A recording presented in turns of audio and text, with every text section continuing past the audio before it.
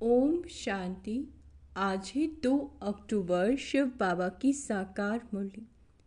आज मीठे बाबा कहते हैं, मीठे बच्चे याद में रहकर हर कर्म करो तो अनेकों को तुम्हारा साक्षात्कार होता रहेगा। प्रश्न, संगम युग पर किस विधि से अपने हृदय को शुद्ध पवित्र बना सकते हो? उत्तर, याद में रहकर भोजन बनाओ और याद में खाओ तो हृदय शुद्ध हो जाएगा। संगम युग पर तुम ब्राह्मणों द्वारा बनाया हुआ पवित्र ब्रह्मा भोजन देवताओं को भी बहुत पसंद है। जिनको ब्रह्मा भोजन का कदर रहता है वह थाली धोकर भी पी लेते हैं। महिमा भी बहुत है। याद में बनाया हुआ भोजन खाने से ताकत मिलती है और हृदय शुद्ध हो जाता है। ओम शांति। संगम पर ही बाप आते हैं। रोज बच्चों को कहना पड़ता है कि रूहानी बाप रूहानी बच्चों को समझा रहे हैं। ऐसा क्यों कहते हैं कि बच्चे अपने को आत्मा समझो। बच्चों को ये याद पड़े बरोबर बेहद का बाप है। आत्माओं को पढ़ाते हैं, सर्विस के लिए भिन्न भिन्न पॉइंट्स पर समझाते हैं। बच्चे कहते हैं सर्विस नहीं है, हम बाहर में सर्विस कैसे करें? बाप सर्विस की युक्तियां तो बहुत सहज बताते हैं। चित्र हाथ में हो, रघुनाथ का काला चित्र भी हो, गोरा भी हो, श्री कृष्ण का व श्री नारायण का भी गोरा भी हो, काला भी हो, बल छोटे चित्र भी हो। श्री कृष्ण का इतना छोटा चित्र भी बनाते हैं। तुम मंदिर के पुजारी से पूछ सकते हो, इनको काला क्यों बनाया जबकि असुल गोरा था? वास्तव में तो शरीर काला नहीं होता। तुम्हारे पास बहुत अच्छे गोरे गोरे भी रहते हैं, परंतु इनको काला क्यों बनाया? यह तो तुम बच्चों को समझाया गया है। आत्मा कैसे भिन्न भिन्न नाम रूप धारण करते नीचे उतरती है। सबसे काम चिता पर चढ़ती है। जब से काम चिता पर चढ़ती है तभी काला बनती है। जगन्नाथ व श्रीनाथ द्वारे में ढेर यात्री होते हैं। तुमको निमंत्रण भी मिलते हैं। बोलो, हम श्रीनाथ के 84 जन्मों की जीवन कहानी सुनाते हैं। भाइयों और बहनों, आकर सुनो। ऐसा भाषण और कोई तो कर ना सके। तुम समझा सकते हो ये काला क्यों बने। हर एक को पावन से पतित जरूर बनना है। देवताएं जब वाम मार्ग में गए तब इन्हें काला बनाया गया। कामचिता पर बैठने से आयरन एजिड बन जाते हैं। आयरन का कलर काला होता है, सोने का गोल्डन, उनको कहेंगे गोरे।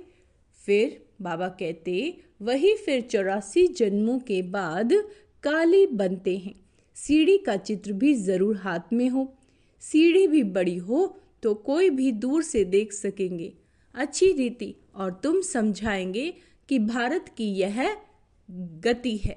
लिखा हुआ भी है उत्थान और पतन। बच्चों को सर्विस का बहुत शौक होना चाहिए। समझाना है यह दुनिया का चक्र कैसे फिरता है। Golden age, silver age, copper age, फिर यह पुरुषोत्तम संगम युग भी दिखाना है। बल बहुत चित्र नहीं उठाओ, सीढ़ी का चित्र भी मुख्य है भारत के लिए। तुम समझा सकते हो। अब फिर से पतित से पावन तुम कैसे बन सकते हो? पतित पावन तो एक ही बाप है। उनको याद करने से सेकंड में जीवन मुक्ति मिलती है। तुम बच्चों में ये सारा ज्ञान है, बाकी तो सब अज्ञान नींद में सोए हैं। भारत ज्ञान में था तो बहुत धनवान था। अभी भारत अज्ञान में है तो कितना कंगाल है। ज्ञानी मनुष्य और अज्ञानी मनुष्य होते हैं ना। बाबा कहते देवी देवता और मनुष्य तो नामी ग्रामी हैं। देवताएं सतयुग में, त्रेता में, मनुष्य द्वापर कलयुग में। बच्चों की बुद्धि में सदैव रहना चाहिए कि सर्विस कैसे करें, वह भी बाप समझाते हैं। बाबा कहते सीढ़ी का चित्र समझाने के लिए बहुत अच्छा है। बाप कहते गृहस्थ व्यवहार में रहो, शरीर निर्वाह के लिए धंधा आदि तो करना ही है। जिस्मानी विद्या भी पढ़नी है। बाकी जो टाइम मिले तो सर्विस के लिए ख्याल करना चाहिए। हम औरों का कल्याण कैसे करें?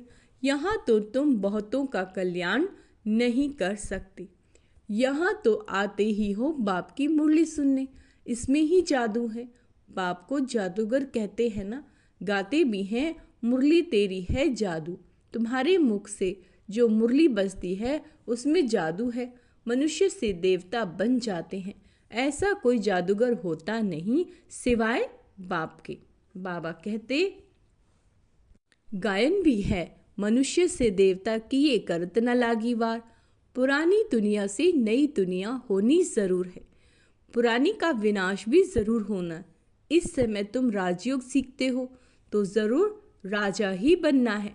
अभी तुम बच्चे समझते हो 84 जन्मों के बाद फिर पहला नंबर जन्म चाहिए, क्योंकि वर्ल्ड की हिस्ट्री ज्योग्राफी रिपीट होती है।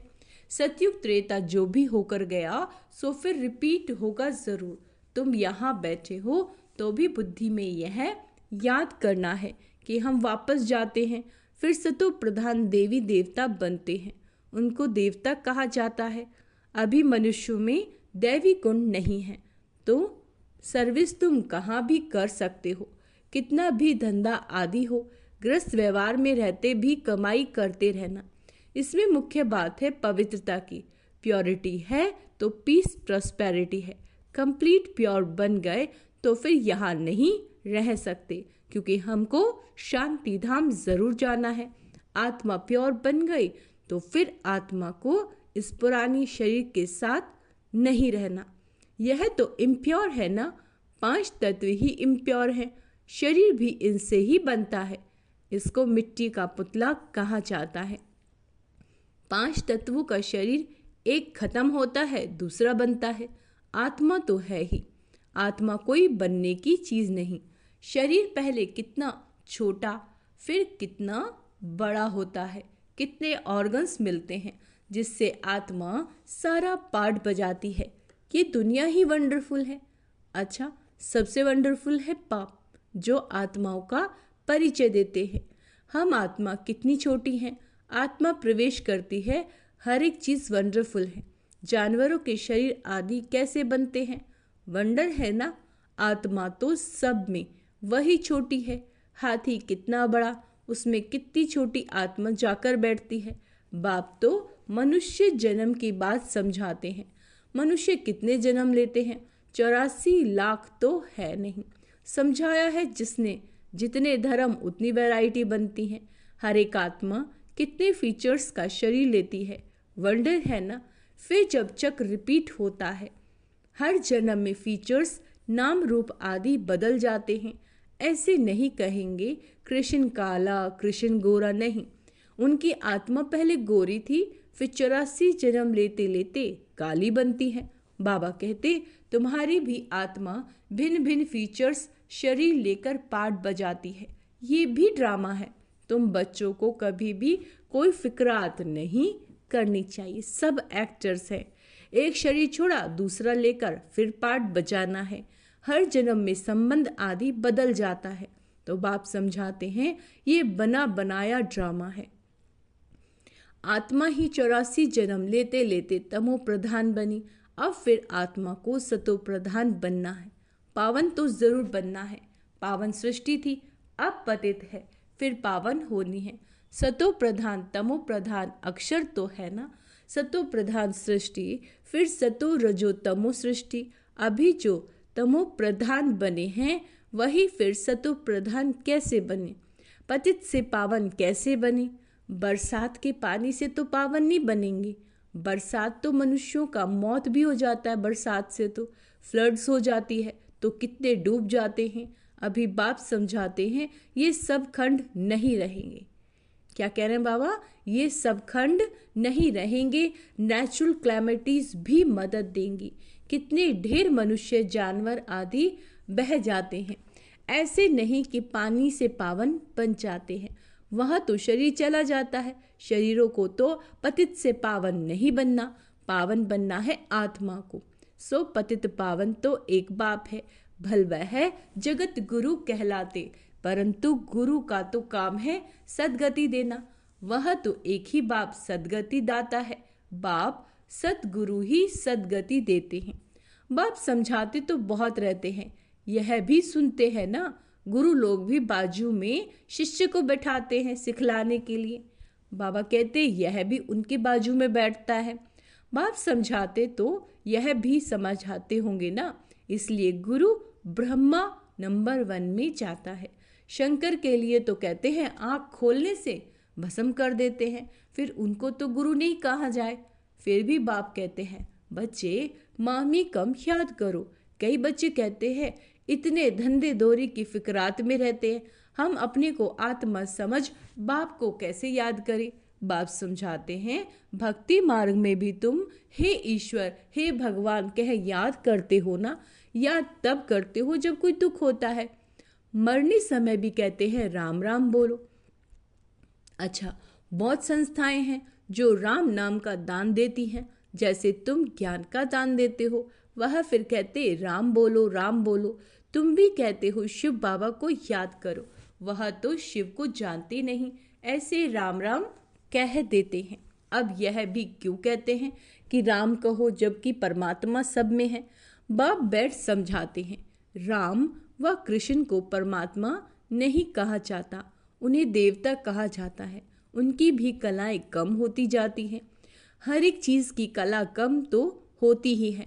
कपड़ा भी पहले नया फिर पुराना होता है।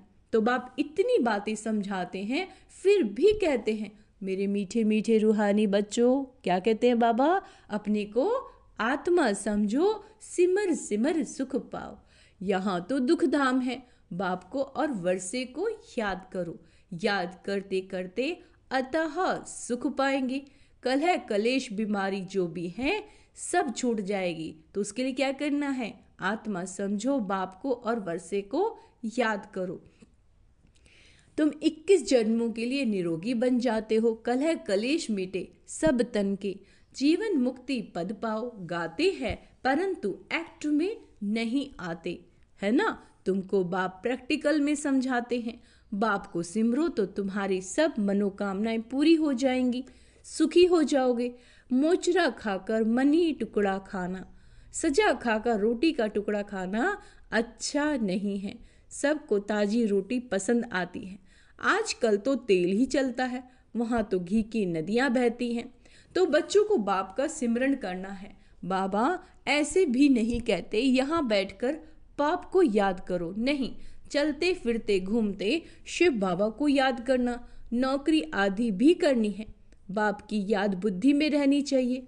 लौकिक बाप के बच्चे नौकरी आदि करते हैं तो याद रहता ही है ना। कोई भी पूछेगा तो झट बताएंगे हम किसके बच्चे हैं, है ना। बुद्धि में बाप की प्रॉपर्टी भी रहती है। तुम भी बाप के बच्चे बने हो तो प्रॉपर्टी भी याद है, बाप को भी याद करना है, और कोई से संबंध नहीं। आत्मा में ही सारा पाठ नुंधा हुआ है जो इमर्ज होता है। इस ब्राह्मण कुल में तुम्हारा जो कल्प कल्प पाठ चला वही इमर्ज होता रहता है।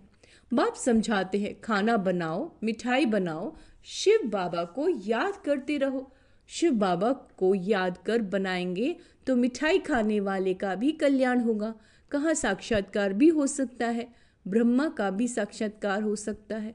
शुद्ध अन्न पड़ता है तो ब्रह्मा का, श्री कृष्ण का, शिव का साक्षात्कार कर सकते हैं। ब्रह्मा है यहाँ। ब्रह्मा कुमार कुमारियों का नाम तो होता है, बहुतों को साक्षात्कार होते रहेंगे क्योंकि बाप को याद करते हो ना। बाप युक्तियाँ तो बहुत बताते हैं, वह मुख से राम राम बोलते हैं, तुमको मुख से कुछ भी बोलना नहीं है।